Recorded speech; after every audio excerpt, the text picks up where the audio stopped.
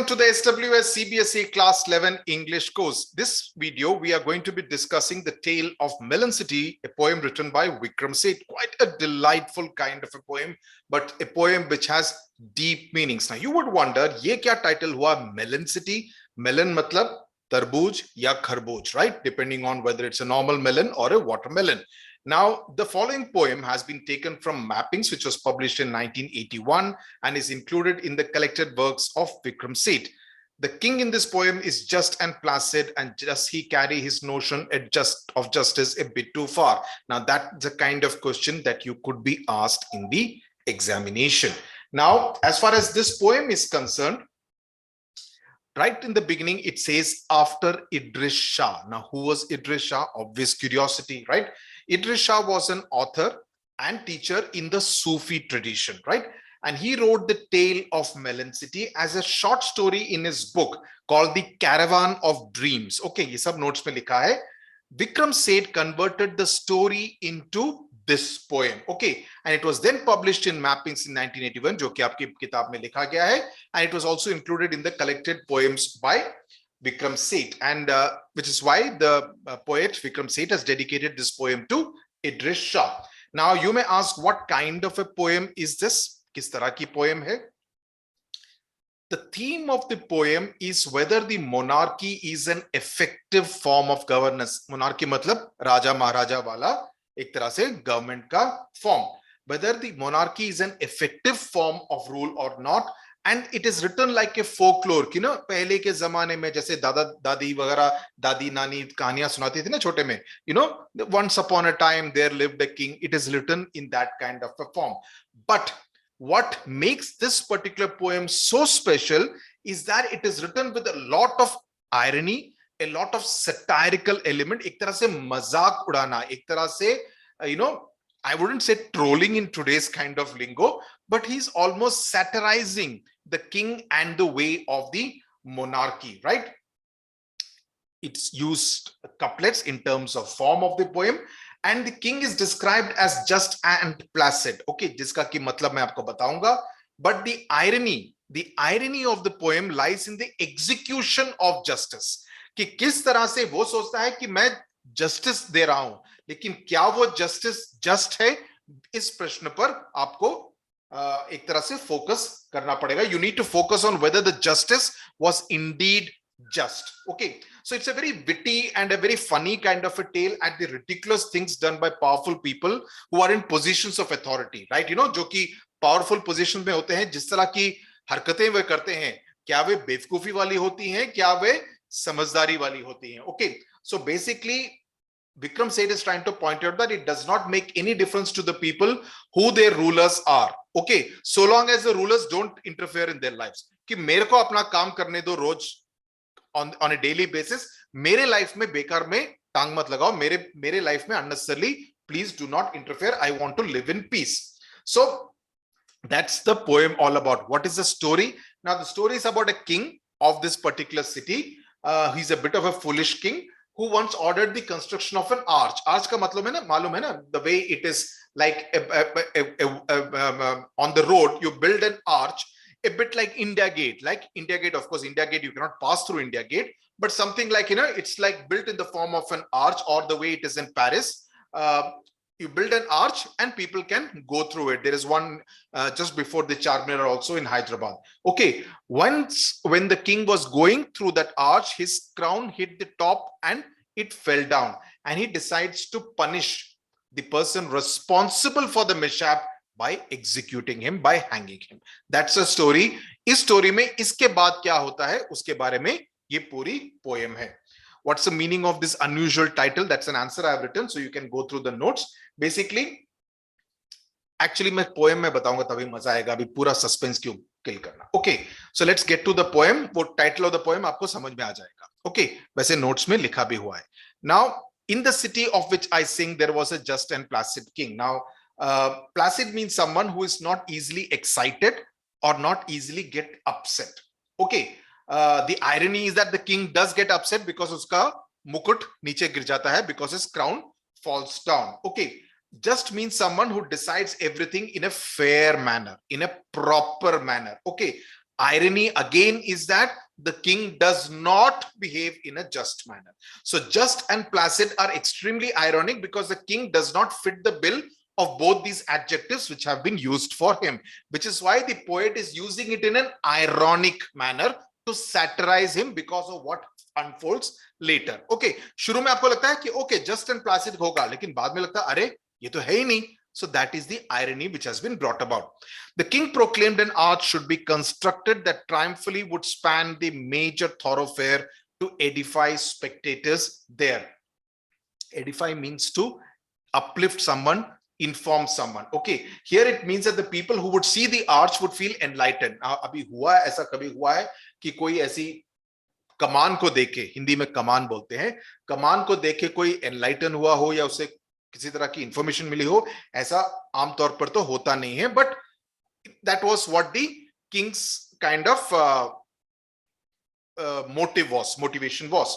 Triumphally means to celebrate a victory. Normally arches are built in order to celebrate some kind of major victory or some kind of major triumph.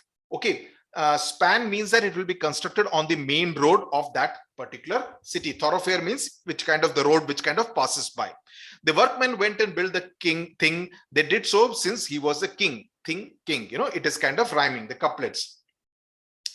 Now, by using the word edify spectators there, now arch is a magnificent kind of a structure, but usually arches do not educate a spectator, right? So perhaps Vikram Seth, by using the word edify, is trying to mock the king and his intentions, his plan. The workmen merely carry out the instructions of the king, went and built the thing. जैसा कहा, they did so since he was the king. क्योंकि राजा ने कहा, हमने जाके वो arch बना दिया. Okay. So from this you get an idea about the personality of the king, that the king says मेरे को ये चाहिए. Okay. Okay. And therefore it is done. The king rode through down the thoroughfare to edify spectators there. Again, edify. So as though, you know, you're trying to inform the spectators again by seeing the king's vision out there, the king's in physical form there. He thinks it will be a major sight. So it also shows some kind of an ego of the king out there. So he wants to inspire the people and impress the people by riding through the thoroughfare. His idea is to add to the impressive optic of the majesty, because Raja Maharaja, they're also full of themselves. So they want to show off their majesty, you know, the power of their throne, their crown. And he's obviously wants to show off, you know, मैंने बनवाया, so he wants to show off. Like आजकल के जमाने में भी वही होता है, you know, inauguration क्यों करते हैं? Because they want to show कि मैंने बनवाया है. Why do the VVIPs inaugurate a bridge, a flyover, a road, whatever kind of thing? Okay, a stadium. But the anticlimax is that the center of the arc is not high enough, as a result of which the crown comes off. So इस तरह का है, उसका मुकुट नीचे गिर गया है. Under the arc, he lost his crown. The ark was built too low. A frown appeared upon his placid face. Frown matlab ek tarah se irritated kind of an expression came on his face. The king said, "This is a disgrace. The chief of builders will be hanged." The rope and gallows were arranged. So he says, immediately arise, no appeal, no asking anyone, no consulting anyone. He decides this is a disgrace कि मेरा मुकुट नीचे गिर गया. The chief of builders must be hanged. जिसने ये बनाया है. The chief of builders was led out. He passed the king. He gave a shout, "O king, it was the workman's fault." "Oh," said the king, and called a halt. And immediately the moment, he's immediately convinced about also कि मैंने नहीं किया, जिन्होंने बनाया उनकी गलती है, मेरे को क्यों hang कर रहे हो, right? So to the proceeding, halt to the proceeding means he stopped the execution. Being just and placider now that he wants to be even more just, he said, "I must have all the workmen hanged instead." कि मैं सभी workmen को hang करा दूंगा. "O king, you do not realize the bricks were made of the wrong size." The workmen क्या बोलते हैं? जो ईंटें थीं, the bricks were made of the wrong size. So each one of them is passing the buck. No one is willing to take the blame, right? Each जैसे होता है ना, मैंने नहीं गलती की, उसने गलती की थी. Then the other person will say, मेरी गलती नहीं है, I was informed late, so उसकी गलती थी. That's what they are all kind of passing the blame to the other person. You do not realize that the bricks were made of the wrong size. अरे बाबा, अगर ईंटें wrong size की थी तो तुमने इसको इस्तेमाल में क्यों लाए? है ना? तो गलती तो एक तरह से वर्कमैन की भी है, चीफ ऑफ बिल्डर्स की भी है कि उसने उस बात को सुपरवाइज नहीं किया ठीक से. So he says, summon the masons. Masons are who? Masons are those who have provided the bricks. The constructor made the bricks.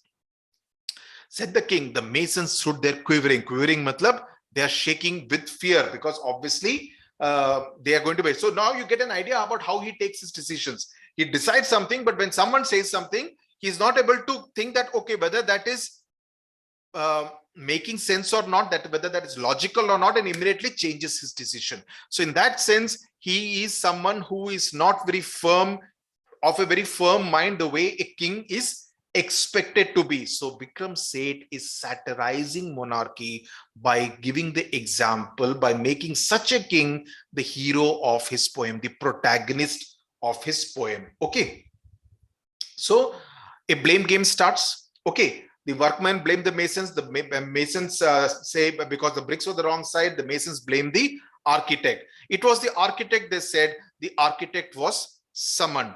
Well, architect, said the majesty, I do ordain that you shall be hanged. So now king says, abhi is architect ko phansi laga do. Okay, said the architect, oh king, you have forgotten one small thing. You made certain amendments to the plans when I showed it to you.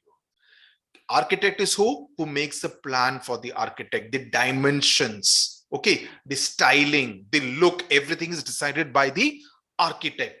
The architect says, जब मैंने आपको पूरे plans दिखाए थे, you made some changes in it, और इसकी वजह से उसका हाइट लो हुआ है और आपका मुकुट गिरा है. तो what is he saying indirectly? You are at fault. That the king is at fault.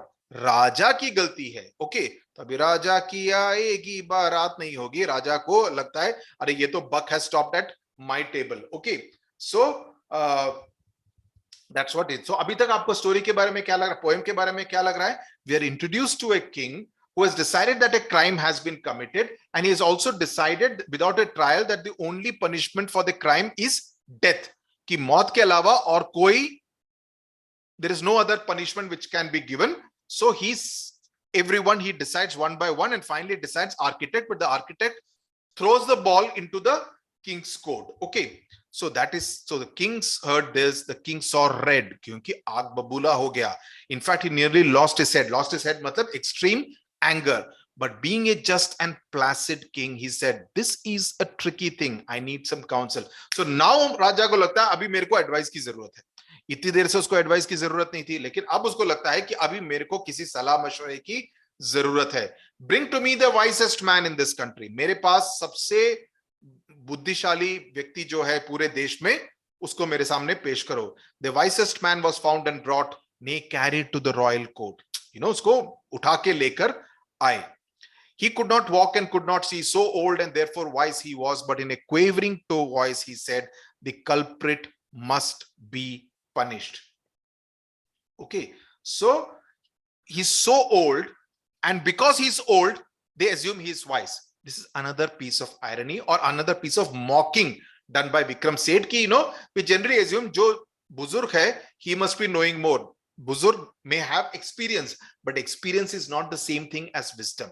Age does not necessarily translate into wisdom. Sometimes a younger person may be more wise. He may not be as experienced, but he may be more wise. And this fellow could not even walk. Therefore, he had to be carried. He could not even see.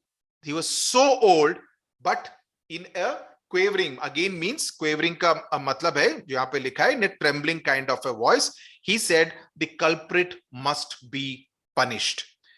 Who is the culprit? The Raja has gone one by one.